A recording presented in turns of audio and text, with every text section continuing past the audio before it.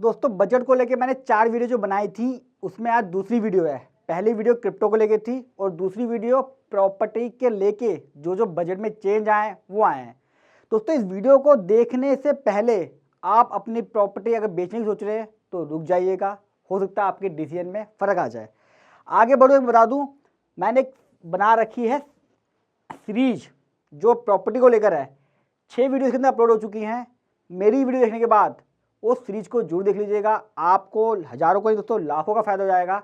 Capital gain कैसे calculate करना है, कैसे टैक्स सेविंग करनी है, इन्वेस्टमेंट कहाँ करनी है, कौन कौन सी ऐसी बारीकियाँ हैं जो इनकम टैक्स में नोटिस आने से आपको बचा सकती हैं। आज मैं आपको बताऊँगा कि भाई किस तरीके से जो बजट आया है उसमें प्रॉपर्टी को लेके बदलाव आए हैं, कौन कौन से पॉइंट है। मैंने पूरे बजट में से वो पॉइंट निकाले हैं और यहाँ पे आपको डाल दिए, बड़े इंपॉर्टेंट है, तो देख लीजिएगा उन पॉइंटों को। आपका डिसीजन 100% चेंज हो जाएगा प्रैक्टिकली बेसिस पे। पहला पॉइंट दोस्तों है अपना टीडीएस।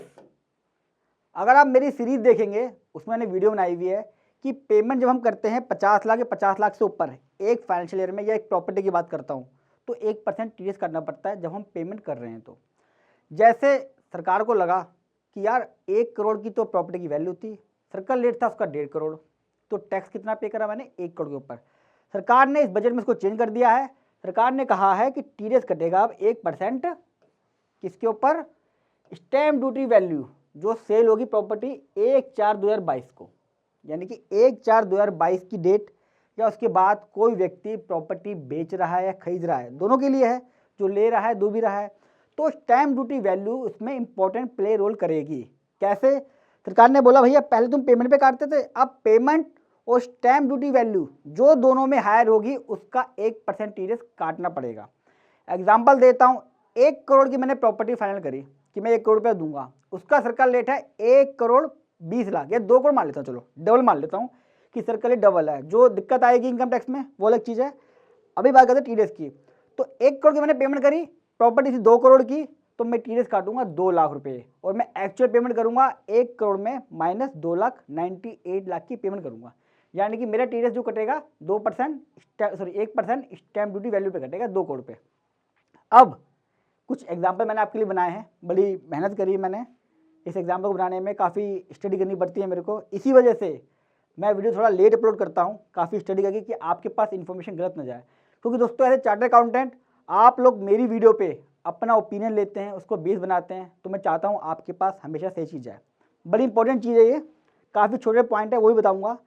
पेमेंट मान लीजिए आपकी 90 लाख की थी, स्टैम्प ड्यूटी वैल्यू 1,10,00,000 की थी, अब टीडीएस कटेगा कितने पे, 1,10,00,000 रुपये पे, यानी कि कितना टीडीएस हो गया 1,10,000। तो 90 लाख में से माइनस हो जाएंगे 1,10,000 रुपये, बाकी पेमेंट अब पार्टी को कर दोगे, मामला खत्म। अब दिक्कत क्या आएगी, सरकार ने लाया क्यों है, छोटा सा ये भी एग्जांपल आपको बता देता हूँ। स्टैम्प ड्यूटी वैल्यू से लोग बच जाते थे, सरकार ने कह रखा है भैया 10% का वेरिएशन अलाउ है, लेकिन कई बार वो लोग क्या नाम है रिपोर्टिंग करते थे, जो अथॉरिटी होती है रजिस्ट्रार। जैसे मैंने एग्जांपल दिया 1 करोड़ मैंने पेमेंट करी, 2 करोड़ का सर्कल रेट था, तो हुआ क्या, मैंने 1 करोड़ पे पेमेंट कर दी, 1 लाख रुपये, 2 करोड़ बच गया। अगर 2 करोड़ जो रजिस्ट्रार है वो रिपोर्ट करेगा डिपार्टमेंट को तो ही मैं पकड़ जाऊँगा, यार 1 करोड़ का फर्क कैसे आ गया स्टैम्प ड्यूटी वैल्यू में, इसे पकड़ो, पता करो, प्रोविजन लगाओ, इसके ऊपर टैक्स लगेगा। अगर उसने रिपोर्ट नहीं करा तो मैं बच ही गया। अब यहाँ दिक्कत आएगी, अब यहाँ पे क्या होगा, 2 करोड़ के ऊपर मैं टीडीएस जमा कराऊंगा, सेल कंडीशन 1 करोड़ होगा, तब इनकम टैक्स वाले आपको पकड़ लेंगे, निचोड़ देंगे। इस वजह से प्रोविजन आया है कि भैया सबको पकड़ लो। सेकेंड एग्जाम्पल, 75 लाख की मेरी पेमेंट करी मैंने, ये बात कर रहा हूँ 1/4/22 से, 1/4/22 की पेमेंट डेट से ही एप्लीकेबल होगा। ये बताऊंगा कि जिसने पेमेंट इस बार कर दिया है रजिस्ट्री कर रहे हैं अगले साल क्या होगा ये बताऊंगा अभी मैं, बहुत सारे केस ऐसे आएंगे मेरे पास, आ भी रहे हैं। 40 लाख की स्टैम्प ड्यूटी वैल्यू थी, 75 लाख पेमेंट कर रहा हूँ, 40 लाख की स्टैम्प ड्यूटी वैल्यू है। बहुत जगह ऐसी हैं, बॉम्बे वगैरह में जाएंगे आप, काफ़ी ज़्यादा हाई है स्टैम्प ड्यूटी वैल्यू से लोग पे करते हैं। इस केस में मैं 75 लाख के ऊपर पे करूँगा, टीडीएस काटूंगा, मतलब 75 रुपये टीडीएस मेरा कट आएगा, यानी कि मैं पेमेंट जब करूँगा तो 75 लाख की तो वैल्यू है ही, इसमें मैं 75,075 लिख देता हूँ मैं, 75,000 रुपये काट के बाकी पेमेंट पार्टी को कर दूंगा, खत्म बात। अब यहाँ है 50 लाख, थर्ड एग्जाम्पल, ये सारे एग्जाम्पल अलग अलग हैं दोस्तों, बिल्कुल अलग अलग। थर्ड एग्जाम्पल प्रॉपर्टी की वैल्यू लिखी है मैंने। तीसरा एग्जाम्पल, एक प्रॉपर्टी की वैल्यू 50 लाख है, उसकी स्टैम्प ड्यूटी वैल्यू कितनी है 49 लाख, टीडीएस किस पे कटेगा 50 लाख पे 49 लाख पे, कटेगा 50 लाख पे। क्यों? मेरी वैल्यू ये हायर है, विच एवर इज हायर, ये चेक करना है, जोन से ज़्यादा होगी उस पर काटना है। स्टैम्प ड्यूटी वैल्यू मत मानना कि स्टैम्प ड्यूटी मैंने ऊपर लिख दिया है तो इस पर कटेगा, जो हायर होगा, हायर पेमेंट और stamp duty value whichever is higher, इसके ऊपर 50,000 कट जाएगा, यानी कि 50 लाख में से माइनस कर दूंगा 50,000, बाकी पेमेंट पार्टी को कर दूंगा। फोर्थ एग्जाम्पल और लास्ट, 45 लाख की मैंने पेमेंट करी, प्रॉपर्टी थी, बात हुई मेरी, 49 लाख रुपए इसकी स्टैम्प ड्यूटी वैल्यू थी, TDS कटेगा ही नहीं भैया। शुरुआत में बताया था मैंने, प्रोविजन तभी एप्लीकेबल है जब वैल्यू मेरी 50 लाख या उससे ऊपर होगी एक प्रॉपर्टी की वैल्यू, तब माना जाता है। सारे सालों के जवाब जो मैंने सीरीज बनाई है इसमें मिल जाएंगे, काफ़ी सारे क्वेश्चन आ रहे होंगे। अब यहाँ पे क्वेश्चन आता है कि भाई अगर मैं पेमेंट कर चुका हूँ फाइनेंशियल 21-22 में सारी की सारी, क्या होता है आधी कर दियो, आधी मैं अगले साल करूँगा, या 3 महीने का मैं टाइम ले लिया है, अगर मेरी डील अभी हुई है, मैंने बयाना भी दे दिया है और पेमेंट करूँगा मैं आगे, रजिस्ट्री मेरी होगी अप्रैल के बाद, तो क्या रहेगा, क्या प्रोविज़न इस साल अप्लाई होगा कि अगले साल होगा? देखिए दोस्तों बहुत क्लियर हूँ इस केस में मैं, जब पेमेंट आप करोगे उसी बेस पे माना जाएगा।